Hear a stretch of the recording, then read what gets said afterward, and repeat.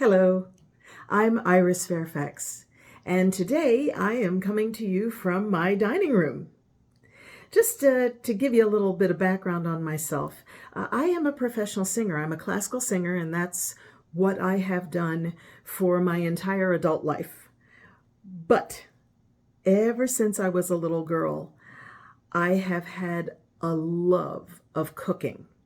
So much so that even as a child, I would sit in front of the television watching episodes of Julia Child, The Galloping Gourmet of Graham Kerr, later on Jacques Pepin, all the TV chefs. And if there was a marathon on public television, I was there for every bit of it.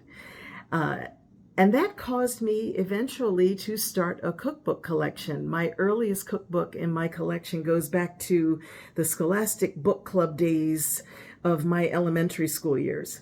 And my collection has grown unbelievably. I keep telling myself, you don't need any more cookbooks, but then there ends up being that one that I have to have. So I have no formal training as a chef. I am a avid home cook, and my experience comes from working in kitchens with chefs and seeing them do their thing, also from spending time with talented friends who also have a love of cooking and picking up some tips from them. And with all of that experience, I would like to share my latest project, my own cooking show of sorts, and I call it Buddha Bites. Buddha Bites.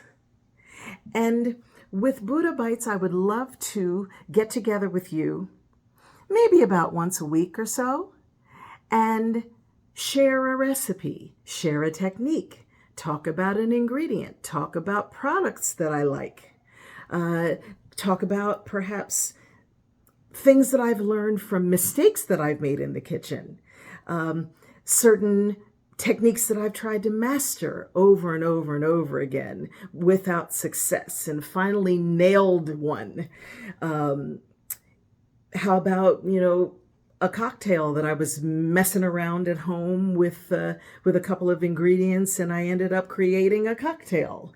Any manner of things that involve just sort of a lifestyle of self-care through food, through knowing what's in your food, having your hands in the food that goes into your body.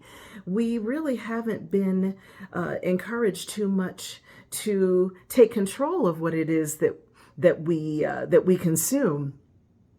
And I that came into a very sharp focus for me when the whole world shut down a couple of years ago and I was in my apartment and nobody was going anywhere. And all of a sudden I started to notice on a regular basis these smells of burning food wafting through the hallways. And it became apparent to me that a lot of my neighbors perhaps didn't have much experience or skill in the kitchen. And so that was when I started to think to myself, there's something that I could share that perhaps could be helpful to folks. And that is where the idea of Buddha Bites came from. So about once a week or so, I'd like to share with you some recipes that I have discovered, maybe adapted, tweaked, maybe even just made up from scratch. Skills, techniques, ideas from friends that hopefully will inspire you to get into the kitchen yourself.